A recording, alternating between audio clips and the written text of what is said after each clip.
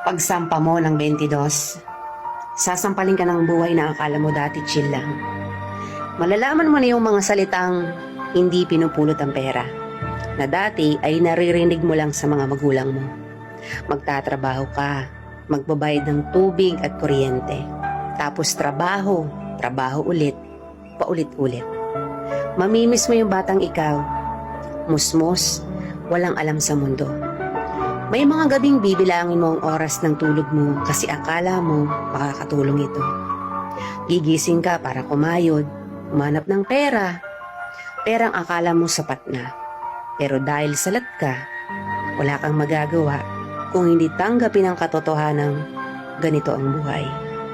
Katotohanang dahil malaki ka na, malaki na rin ang bigat na papasanin mo. Dahil ngayong 22 ka na o 23 o 25 ka, malalaman mong hindi ka na lang nabubuhay para sa sarili mong pangarap. Real talk yan.